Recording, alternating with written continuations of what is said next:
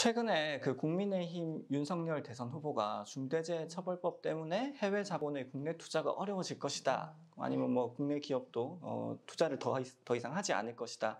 그런 취지의 발언들을 막 하고 계신데 사실인가요? 미쳤죠. 네, 저는 그렇게밖에 얘기할 수 없고요.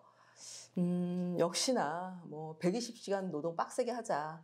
그리고 손발 노동은 아프리카에서나 하는 거다. 뭐 이렇게 얘기하셨던 분의 그런 가치관에 대해서는 별로 기대할 게 없다. 저는 그렇게 생각을 하고요. 사실 오히려 반대로 생각해야 되지 않을까 싶습니다. 최근에 우리 광주 아파트 신축 공사 그 붕괴 사고 보면서 국민들 정말 굉장히 놀라셨을 거예요. 아니 어떻게 그런 큰 유수의 대기업에서 짓는 공사장의 그 아파트가 붕괴가 됩니까? 근데 그때 그 사건이 벌어지고 그 회사의 주식이 거의 50% 가까이 떨어진 거 혹시 알고 계십니까? 바로 이겁니다. 그렇게 유명한 대기업이 본인들이 지켜야 될 안전이라든지 뭐 투명 경영이라든지 이런 것들이 담보가 되지 않으면은 벌써 주주들이 떠납니다. 투자를 안 합니다. 오히려 반대로 생각해야 되고요. 그래서 안전하게 좋은 아파트를 짓고 공급한다. 이게 이런 신뢰성, 이런 투명도, 이런 것들을 잘하는 기업들이 훨씬 더 많은 투자가 몰릴 거고 국민들도 박수를 줄 거고 기업이 성장할 거거든요. 그래서 저는 이 중대재해처벌법을 통해서 기업들이 대한민국 기업이 얼마나 안전하고 최근에 ESG 경영이라는 얘기 참 많이 하지 않습니까? 네, 요즘에 네. 거의 대세죠. 그렇죠. 환경이라든지 사회적인 어떤 책임이라든지 이런 것들을 기업이 당연히 지어야 된다. 그런 것들에 관심을 갖고 경영 마인드나 철학에 담고 경영을 해야 된다. 이렇게 선진국도 그렇고 또 수출을 하는 기업들은 더더군다나 그 기준을 잘 지켜야 되지 않습니까? 그렇다면은 산업재해, 중대재해 이런 것들을 일으키지 않는 기업이 앞으로는 경쟁력이 있는 기업이고 그런 기업을 정부가 또 지원해야죠. 전 그렇게 생각합니다. 한 가지 망언을 또 한 번 했었습니다. 지난 2월 달에 그 안양의 도로 포장 공사를 하는 작업 현장에서 노동자 한 명이 롤러에고 숨지는 사건이 있었는데 그때도 그 현장을 그 다음 날인가 즉각적으로 찾아가더라고요. 기껏 한다는 말이 작업 수칙을 지키지 않아가지고 사고가 발생했고 그런 거는 중대재해처벌법과 무관하다. 또 그런 이야기를 했습니다. 이것도 어떻게 생각하시나요? 진짜 현장을 몰라요. 어디 아픈 거 아닌가? 저는 그렇게 생각이 듭니다. 모르면 차라리 말을 하지 말아야 되는 게 아닌가 싶은데요. 어떻게 그런 사고가 마치 다 노동자들의 부주의 때문에 발생했고 실수 때문에 생긴 일이다? 물론 일을 하면서 실수할 수 있겠죠. 그런데 실수를 했다고 해서 그게 산재 사망으로 이어진다는 것은 그건 문제가 되는 겁니다. 그러면은 그 작업장의 시스템이 어땠는지를 우리가 들여다봐야 되거든요. 네. 위험한 업무를 할 때 뭐 고소 작업은 뭐 2인 1조를 지킨다든지 기타 이제 여러 가지 지켜야 될 것도 있습니다. 또 산재 예방 지침이 철저하지 않고 갖춰져 있지 않다든지 그리고 무엇보다도 안전 장치 또 안전 보호구 이런 것들을 작업자들이 꼭 착용하게끔 또 지원을 해야 되죠. 얼마 전에 그 한전 화청 노동자 감전 사망 사고 보셨는지 모르겠지만 그때도 절연장과 그런 보호구를 지급하지 않았죠. 노동자한테. 본인 돈으로 구입해야 되는 게 지금 대한민국의 현실 아닙니까? 이제 이런 것들을 제대로 갖추고 있었는지 위험 업무는 꼭 혼자가 아니라 두 사람이 같이 또 신호수가 있어서 차량이 통행이 빈번한 공사 현장이나 이런 데서는 신호수 지휘에 따라서 움직인다든지 안전거리를 확보한다든지 이런 것들을 다 했을 때 그럴 때 사고가 안 나는 거죠. 그런 거 사실 다 부족하고 안 하고 노동부에서 조사를 하면은 그런 산재 사망사고 사업장의 그런 위반 건수가 어마어마합니다. 수십 가지가 넘습니다. 많은 것들을 지키지 않았고 그 지키지 않았던 중요한 것은 그 기업의 책임이지 작업자의 실수나 부주의는 아니었습니다. 대다수 대한민국에 800여 건이 넘는 산재 사고 사망자들 이분들의 생명을 지키는 건 결국은 기업이 꼭 지켜야 될 이런 안전조치가 가장 중요한 화두거든요. 그런데 그런 것들보다도 개인이 알아서 챙겨라, 개인이 알아서 지켜라. 물론 개인도 잘 지키고 조심해야 됩니다. 하나밖에 없는 생명을 지키기 위해서 예를 들면 법적으로 위험한 업무를 하는데 이게 진짜 위험하다. 그러면은 작업 중지권, 작업 거부권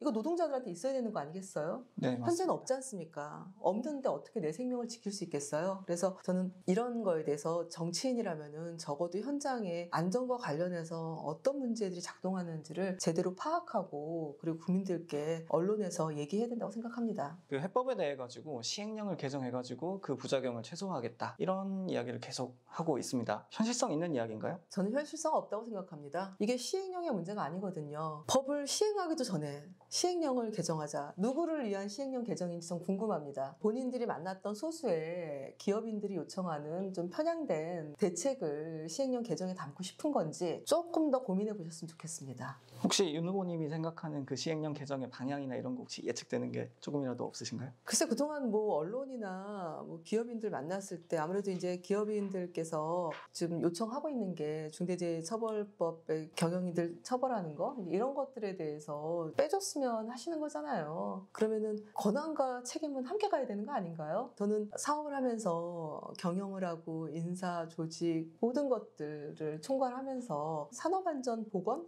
요것만 나의 권한이 아니다?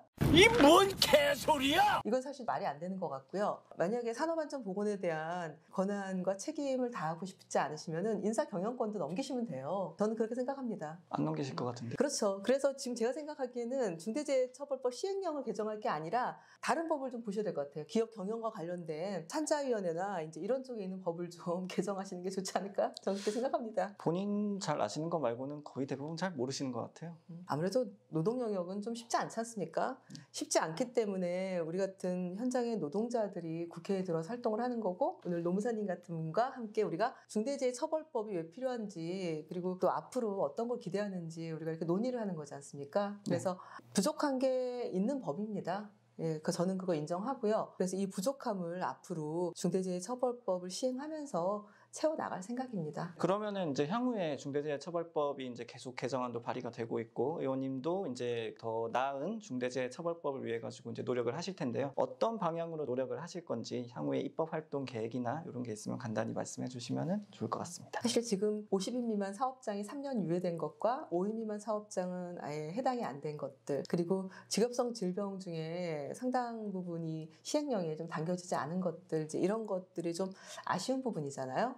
그리고 아까 그 이탄희 의원님 개정안과 관련해서 양벌 규정, 벌금 하한형 뭐 이런 것 조금 더 저희가 챙겨봐야 될 것 같고요. 산재 예방 TFT를 우리 당에서 만들어서 지금 엄청 열심히 활동을 좀 하고 있는데 얼마 전에도 광주 이제 아파트 붕괴 현장을 다녀오고 그 실종자 가족들 뵙기도 하고. 그다음에 발견된 한 분 유가족분 조문도 다녀오고 이제 그랬는데요.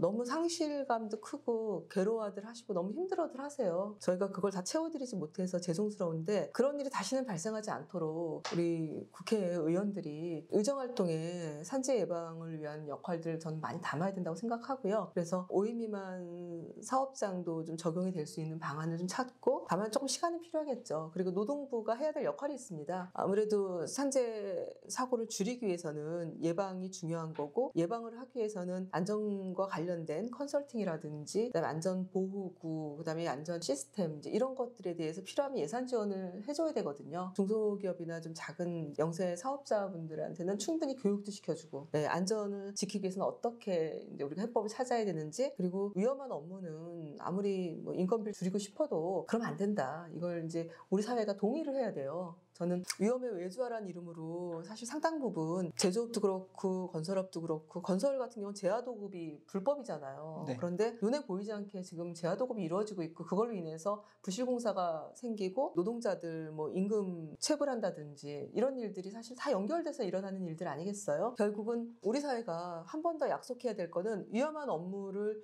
비정규직에게 특히나 비정규직의 청년 노동자들이 상당히 많이 있는데요. 우리 사회가 해야 될 약속은 위험 업무의 내재와 지금까지 바깥으로 계속 외주화했는데 이제는 위험한 업무들을 대기업이나 그 원청의 노동자들의 중요한 업무로 봐야 됩니다. 사내 하청이라든지 비정규직들에게 넘겼던 업무들 이것들을 다시 정규직으로 고용을 한다든지 이렇게 해서 방향을 틀어줘야 됩니다. 더 이상 이런 사망사고가 발생하지 않도록 정규직의 업무로서 앞으로 안전하게 관리해 나가는 거 이렇게 방향을 바꿔줘야 되고 저희는 그 역할을 국회에서 끊임없이 할 예정입니다. 고용 창출의 효과도 염두에 두고 계신 거죠? 그렇죠. 양질의 일자리 아니겠습니까? 역시 환경노동위원회 소속 이수진 의원님이었습니다. 네, 저희 오늘 중대재해처벌법 시행일에 이런 뜻깊은 자리를 마련해가지고 이수진 의원님이 법의 배경과 그다음에 이제 향후의 일정까지 이렇게 소개해주시는 자리를 만들었는데요. 저도 이 자리를 통해서 많이 배우고 공부를 해가는 것 같습니다. 아유, 별 말씀을요. 저보다 훨씬 전문가신데.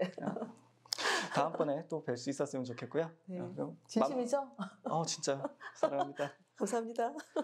대한민국의 모든 일하는 사람들과 함께 하겠습니다.